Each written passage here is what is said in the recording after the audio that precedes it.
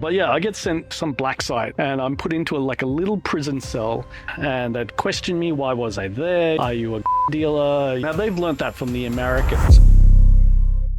Before we get started into the podcast, I just wanted to give a content warning. We do talk about conflict zones and war and those sort of related topics, and some of the imagery you see in the B-roll is from these conflict zones. Viewer discretion is advised. Thank you for watching and listening. We'll see you soon.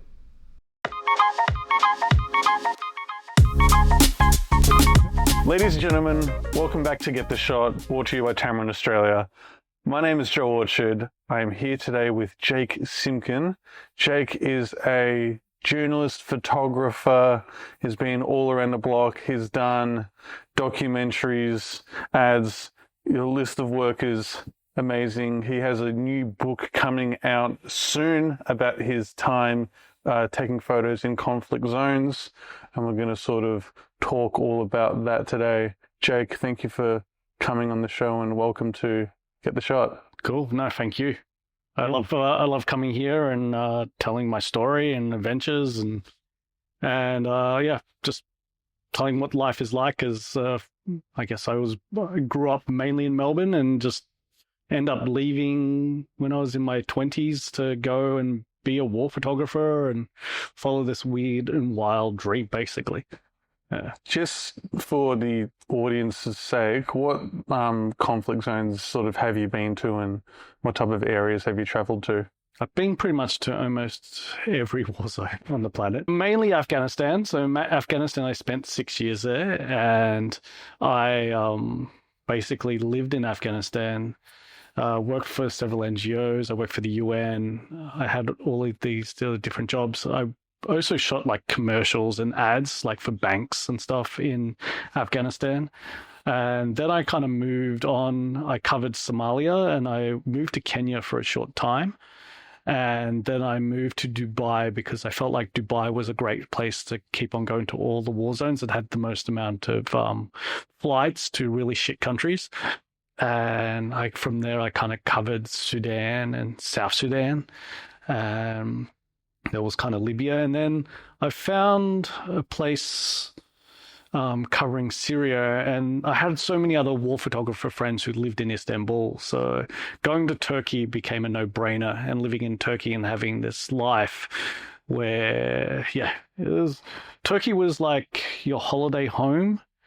And you just went off to really shit countries and you go and work there for several weeks, months, and then you come back. So mainly I covered Syria. So it was easy living in Turkey because you could just go across the border and then sneak across the border by land and cover Aleppo and the sort of rebel-held areas, as well as the Kurdish areas.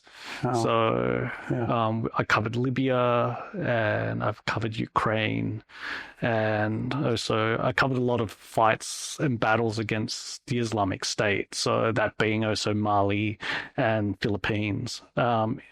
Istanbul airport probably has the most amount of connecting flights than any other airport in the world, much more than Dubai. So Istanbul became really the place to live. Yeah, right.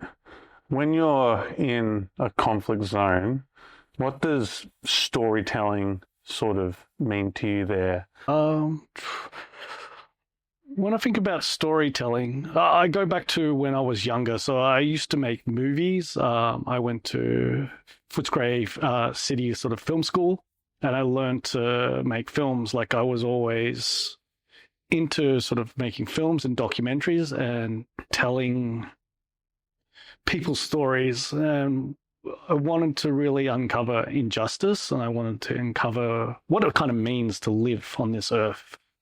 Being a war photographer, you could really see the hard sides of reality where you couldn't get here in Australia. So, life is shit. We have the dole. In a war zone, you don't have the dole. You don't have any way of really trying to make money and survive. There's no one going to give you a handout. It's a whole different sort of mentality. You don't have that 5-year plan. You have the 1-day plan. How am I going to make it to the next day? And working in these areas, I mean, one, it's also kind of thrilling, kind of getting shot at and surviving. Thrilling. I mean, if you survive and stuff, you got these stories to tell. It's like, fuck, bullets went everywhere, and it was totally fucking crazy. But you know, but it allowed your brain to work in this sort of way that you don't work. Like you're constantly going, how do I get the shot? How do I get the story? How do I connect with people? So you became really good at connecting with people and understanding their pain and wanting to be able to tell their story. Because that's what it's really all about. I hung out with a journalist called Mary Colvin, who was killed in Aleppo, Syria. And I worked with her in Afghanistan. And she reminded me, make sure that people who are reading or looking at your pictures are going to give a shit about what I'm writing. Same as documentaries. You want that trailer, those visuals and stuff to draw the person in. You want their stories. You want to be able to do your job as a photographer, videographer, documentarian, to be able to draw people in. It's the same as advertising and, commercial photography. A Coca-Cola will probably make you buy a drink if the ad's quite nifty and quite cool. You really are trying to draw people to buy newspapers, to watch the news. And it's something that I sort of teach when I'm in Afghanistan and all these other countries. I've worked with government organizations to try and promote youth into following these ideas of journalism or how to tell better stories. So, that's still that same sort of aspect, But having great tools, it's great. Nice looking images always draw people in, but it's still the content and how you can sort of edit the content or be able to make the content so mesmerizing that people want to know. When you're taking photos in, you've done stuff in hospitals and, there's gunfire, as you've mentioned. When do you know to take the photo and when do you know not to take the photo? Well, you know not to take the photo of people looking at you and pointing guns at you, wanting to possibly kill you. That's a good sign. Yeah. If their hand is not on the trigger, it's like, okay, yeah, I can. But you have plenty of photos in your collection of people holding weapons. So how did you get? It becomes a thing of trust, and it's people wanting to tell their stories. Like most of the things, I guess, like photos that I have with people with guns and triggers, I've met a lot of Islamist jihadists and try and understand why they fight. And if they trust you, they're willing to show you, what makes them and why they fight. And that's an interesting sort of being able to have that connection and that trust. Trust is the most important. Most people, like you live in Australia and you're trying to take photos. Most people don't want to get their photos taken. It might be, purely for, self, reasons that, beauty thing, but you're at a war zone and, especially like in a hospital, people are in pain. They want the world to understand the pain that they're in and understand that they hope that people give a shit. And I think that's the reason why I did the work and why it kind of almost destroyed me in a way, is because it's really hard to make people give a shit about what's happening. And what I end up having what's called moral injury, and that inability to feel like I'm not doing enough to be able to make people care. And that becomes the really hard thing of doing the job.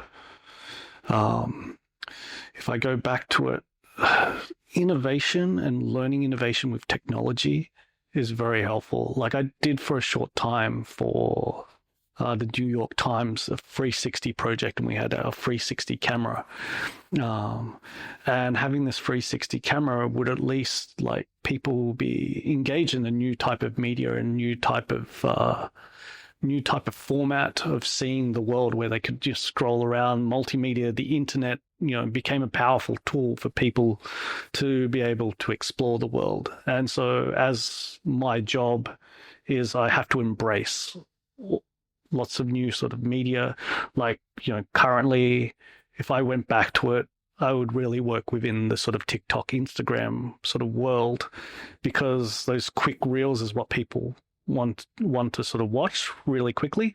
And then if they're engaged, they'll probably want to come to a podcast and have an understanding of what is going on. The way the media has progressed and changed is dramatic. People don't want the everyday news. They don't want CNN. They don't really want Al Jazeera. They don't want Channel 7 News. In fact, the news kind of feels like it's died in the sort of like the mainstream media, when people want to get their information from TikTok or from Instagram or X and, all these different sort of social media. And then they go into the rabbit hole. If something is engaging, they want to learn more and more until they have a full understanding of what's going on. And so, if I had to sort of flip the switch, go back into this world, I would work a lot more in the sort of social media sort of space. When you're taking photos and videos in a sensitive environment, how do you sort of balance honesty, impact, and respect amongst all the people that you're shooting?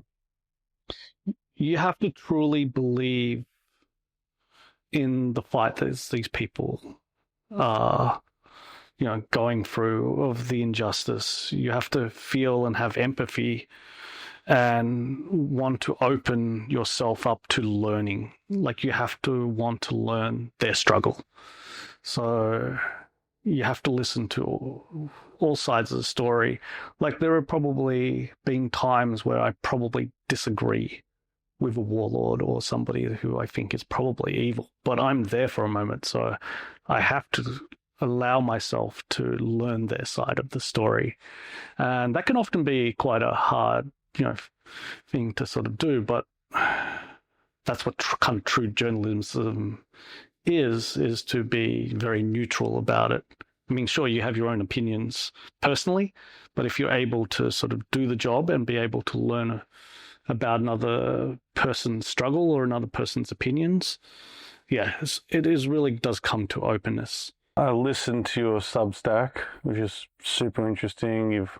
I've sure got plenty more stories to post on there, so here's a plug for you. You tell a story about taking photos at a gun market. Do you want to retell that story? Because definitely tell this story. Yeah. So I went to this place called Dar Abdel Khel. Now, Dar Abdel Khel is in Pakistan. It's in NWFP, Northwestern Frontier Province. Now, when you go to Dar Abdel Khel, just before you go in there is a big, gigantic sign. And it says, to all foreigners that we no longer are able to minister our army or anything after you go past this point, because it's all run by warlords and militias, and, it's kind of lawless. But you go in there and they replicate guns. Now, they make an AK-47 for $100. It doesn't really fire straight, but you can go test it out. I originally, from doing that story, I had it printed in Vice magazine when Vice was fully in print, and that sort of brought on the Vice Guide to Travel. And the guys from Vice, the founders, they went to Pakistan, to Dar Abdel Khel, blew up a cow with a bazooka. But that isn't another story. Christ. But you get to test out weapons. You can also, like, a lot of people that are fairly rich that have like an old like Colt. So you've got people from America or some sort of person that will work on behalf of someone who might have an old, Western sort of like revolver back in the day, or belong to some general. Now you can take it to there and they'll look at it and they'll replicate it. And you can at least put that replication at a museum or whatever and keep your real one at home in a safe. So, you got people doing that, but you also have this stockpile of many different types of weapons that turn up. And you're taking photos of everything that you're talking about, right? Oh, yeah. Yeah. So, yeah, I'm taking photos. I'm meeting people. I'm talking to people. I'm watching, how an AK-47 is being made, out in the open and stuff, and they replicate it, and I end up getting picked up by ISI, the Pakistani intelligence, and they pick me up, put me in a van, and they This doesn't sound like a pickup. This sounds more like a kidnapping. Oh, yeah. Okay. This is like definitely, I didn't get at least blacked out, and they didn't knock me out, but yeah, I literally did get held up. Scary enough, yeah. By 6 people. I was like, well, I wouldn't say Pakistani people are that sort of scary. They're kind of thin, very skinny, and just like part of you just goes, I just want to fight my way through. But then you know that they have guns, so you're not going to be punching your way out, and you definitely ain't Jason Bourne, so you're just going to have to sort of deal with it and go with them. And and then you're also in their country, so fleeing a country is a very, very difficult thing if it needs to be. But yeah, I get sent to some black site from ISI, and I'm put into a little prison cell. It's black. There is water leaking, so they have some sort of it's almost like being in a bathroom with a sprinkler system, and they put music on really fucking loud, and it's just this one song that's on repeat, and it's consistent. Now they've learned that from the Americans, and I was actually in an American masters in an American site, and I was like testing it out, and they said, "Oh, yeah, what song do you hate the most?" I think I said it was like something like Backstreet Boys or something like that, and they just end up putting me in the room for about an hour, and they just had the Backstreet Boys song. But anyway, this one in Pakistan, they had this, really horrible, Pakistani music, and it just went over and over and over again. And then they let me out, and they'd question me, why was I there? Are you a gun dealer? It's like, I don't, as you notice, I had a photo camera, and I was, a professional photo camera. I'm taking photos. I'm obviously not here for, to buy mass amounts of weapons. And, and then, I think, are you a spy? Blah, blah, blah. And then, you say no, they chuck you back in. You get back into the room again, spend a couple more hours, come back out. You're pretty dazed, a bit confused, but and you're also wet because fucking, water's coming down. And, it's like after a while, it's like, I think finally somebody probably called up on my behalf. And there was obviously some friends with that were with me. They are photographers, they sort of explain the case. It's gone back and forth, and I feel like they realize that, I've been living in the country for a while. So I think it's come to the conclusion that I'm okay. I have no ties to agencies or anything like that. And so the guy's gone through my wallet, this young Pakistani guy, and I had this Swedish girlfriend at the time, and I had a photo in my wallet, and he goes, "Oh, she's very pretty." And I was like, yeah, she is. It's like, I tell you what, you can go, but I keep photo. That's so disturbing. And you go, you know what? You can. Can I go? Well, if it gets you out of torture by oh man, I could always get another photo. But for that guy, it's the ultimate sort of, I guess, wank bank or whatever. No, I have no idea what he's going to do with it, but I'm assuming he's just going to see his friends. Is like, I went on holiday. I met this beautiful girl. I got, a photo. You're not being followed, are you? I don't have to worry about my safety. No, I live in Australia now. I feel like everything's pretty safe. So, yeah. Oh, man. Goodness me. What? Oh, gosh. Anyway, I have plenty of these type of stories, so yeah. In Afghanistan, you worked at a hospital for quite a while, taking photos there. And a really interesting thing that you bring up was the fact that you would have the Taliban and Afghan people just enemies. Yeah. Oh, yeah. I mean, you have Afghan government soldiers and you have the Taliban in the same room. What's that all like? What's the tension like in there? Well, it's totally fine. Everyone's all fucked up, so they're there because their legs have been severed off and stuff. No one probably talks about which side they're on. They're just like recovering, but they just end up being like normal people on a different side of the coin, I guess.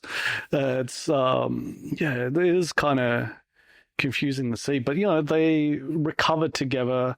You got sometimes like I help set up a disabled basketball, and they have a basketball league, and especially like the Kandahar basketball league, you got people who are ex-Taliban soldiers and you have people who are ex-army soldiers, and they're both playing basketball together. This is the end up, I guess, result. But that's the thing, is like hospitals are a safe zone. They don't want you to bring guns and weapons to the hospital because it is a neutral space for recovery and safety and peace. So all hospitals should be respected by, I guess, international law. There has obviously been instances where you have one angry party coming in, storming in with weapons and killing another their enemy and stuff in the hospital. That's happening like in a place called Kunduz. It has happened in Kandahar, but generally people respect the rule of law. Whilst at this hospital, you have a photo in particular of a boy, and that you had helped him out. I know the story, but Yeah. you should tell it because this is really interesting. Well, this is a photo that probably changed my life and my aspect and how I sort of saw myself wanting to going forward as a war photographer. Now, we were shooting, to give the sort of full context, we were shooting for Channel 4. It was like a video expose on the casualties of war during Operation Panther Claw. It was when the Americans brought another 50,000 troops to go and help the British troops in a province called Helmand. Now, Helmand doesn't have a proper hospital, but it would take about 6 hours to get to the Kandahar hospital. A lot of people died, especially civilians, children and women died on the way too, because, if you're shot or wounded, if you don't get enough proper treatment, you're probably going to bleed out by the time you get to Kandahar.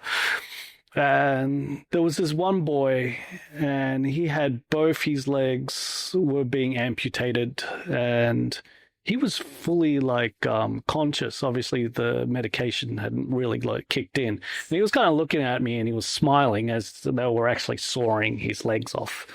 And I remember filming him and just being, this is pretty fucked up. And he was smiling. And later on, probably the next day, I saw him. He was hanging out. His legs had been patched up. Had bandages, and they'd given him a wheelchair to sort of learn and practice using, because this is now he's going to be his life for the rest of his life.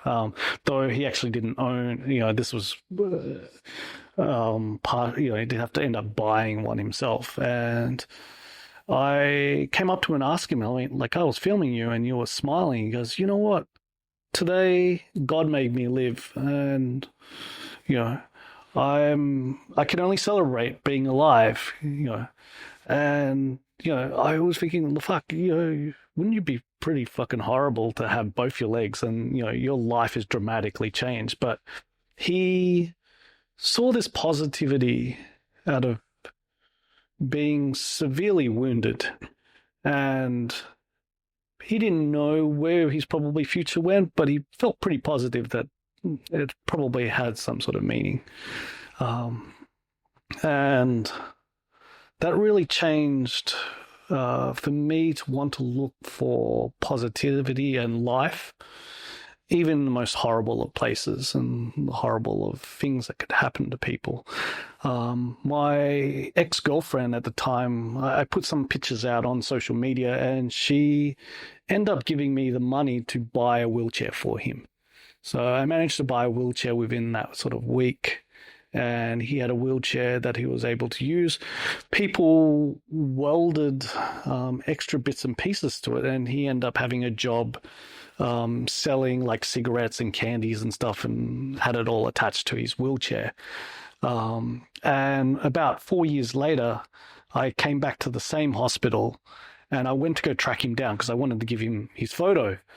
And they managed to find him and call him up, and he had been going to the disabled basketball, and he was part of the team. And that was like that was amazing to sort of see him again. Wonderful, yeah. And I worked a lot in Afghanistan for disabled sports, because at the time I was working for another NGO called Skaterstan, teaching kids skateboarding.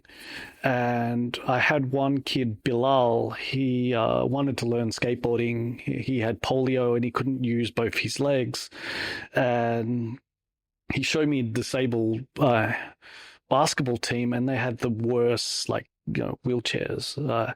I went to ICRC to try and get repair kits and stuff, because some of the wheels and stuff on these wheelchairs, they're just absolutely fucked. And I rode my motorcycle into ICRC, the Red Cross, to their orthopedic center. And I met Alberto Cairo, who's like a long-standing Italian doctor who's been there since like the late 70s, 80s.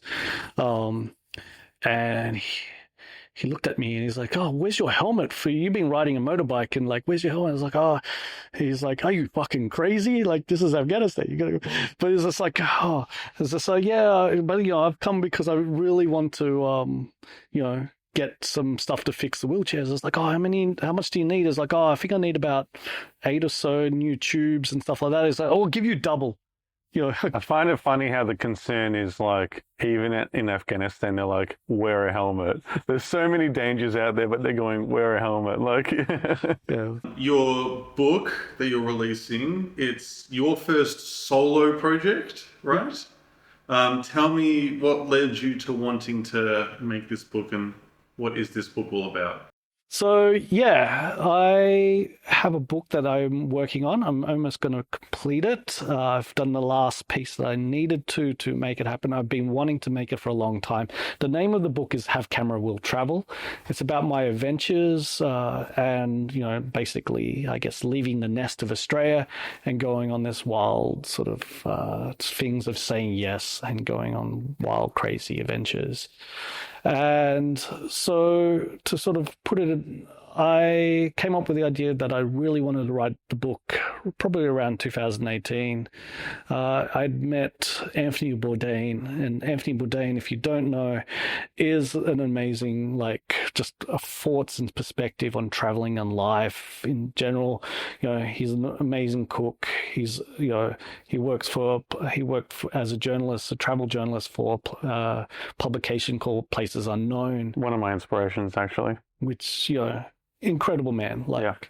I was gifted to meet him once, and we hung out in Istanbul, and we went to the big islands and drank beer, and we drank so much beer, and he listened to my stories that we missed the last ferry home, and we got to stay in these cabins in Buyakzada, and then wake up and we had the most amazing breakfast. I think the Turkish people all knew who Anthony Bourdain is, so they wanted to make sure that our Turkish food spread was going to be top notch. Oh, that's good. So we had octopus in the morning and stuff like that. It was a great meal. We didn't even have cameras on, but they just wanted to make sure. Yeah, there's a chapter of this in the book, right? Yeah, there definitely is a chapter in the book. But yeah, I was writing for a publication called Roads and Kingdoms, which he was one of the head editors of. And I wrote these stories about Yemen and Syria. I'd spent a month in Syria. And when I was basically living there.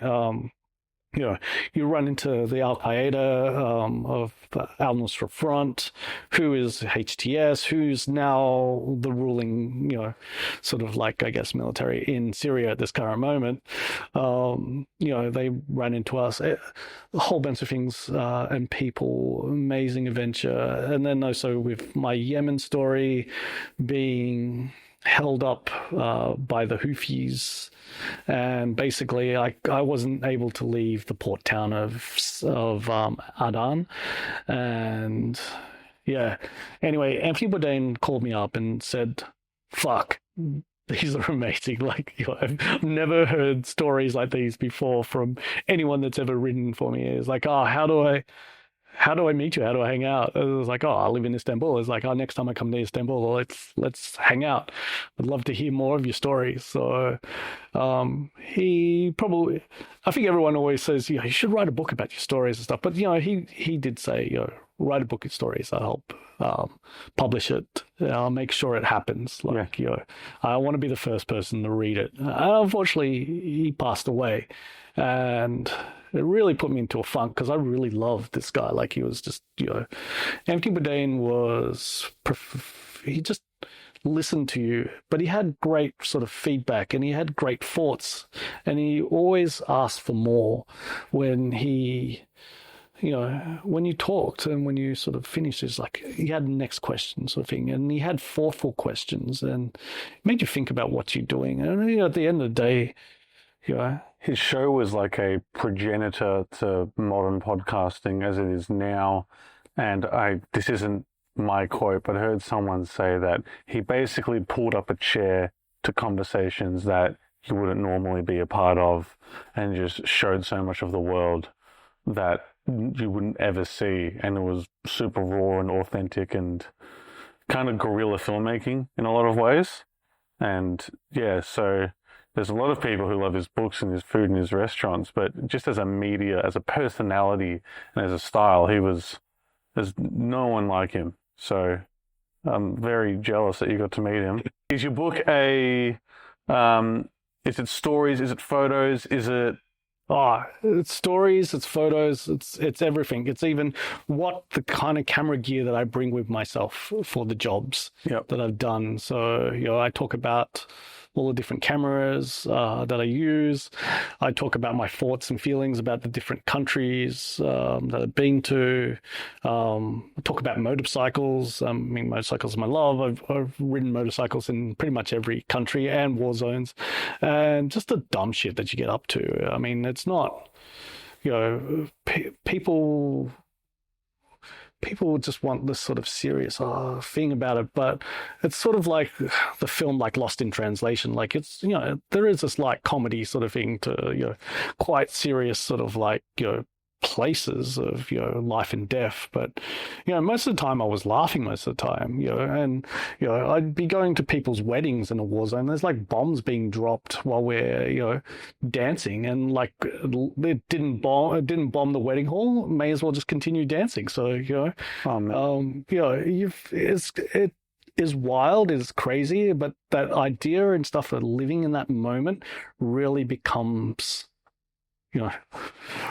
like just real, like, and that's what I love it. And it's all about the people and the people I've grown to love and trust, my fixers, the people that welcome you in.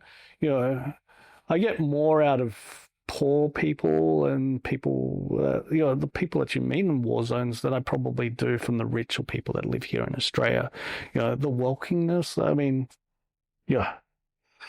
the food, How was the food? Oh, the food is amazing. Afghan kebabs is better in Afghanistan than having it here. Don't realize that you need the fat to make it really good. Oh, yeah. But it's just delicious food all around. Like, and there's like, I love and that Melbourne especially is a multicultural sort of country, and I can just like go down Melbourne, the country, yes. Oh, sorry. It's separate. It's separate from the rest of Australia, definitely. But yeah, it's a state. But yeah, it's great. You walk down the street, you go, fuck, I really want Syrian food, and there is a Syrian restaurant, there is places that you can go and taste great food and talk. Like, the other day I was having Ethiopian food, and I was talking to guys on how much I love Ethiopia, and I've been there, and and it's just like, come and have khat with us, and smoke cigarettes and drink coffee with us, and what ended up being just one meal ends up being there hanging out for the rest of the night. Amazing. And that's that's what I love most about it, is that walkingness, that love, to want to like have conversations, but the one thing is just always be human, always be nice, always, tip your waiter and, talk to people, ask them how their day is, that's what I've gotten to appreciate out of what I do, is that appreciation for living. Jake, I feel like we could talk here for hours about all your different stories and everything that you've gone. I know, right? Yeah. We've got a tradition on the podcast where the previous guest leaves a question for you, and the last guest wants to know, what is an album that inspires you? What is an album that inspires me? My favorite album is, it's probably Dig Lazarus Dig from Nick Cave. And yeah, that was always my get up, dress up music, just want to groove around. I love Grinder Man as well. I think that's the particular era of Nick Cave music that I'm into. But yeah, that's probably on my playlist in the mornings. No, just when I'm preparing myself to go out. And, hell yeah. Yeah. Jake, it's been awesome having you. Look forward to the book coming out.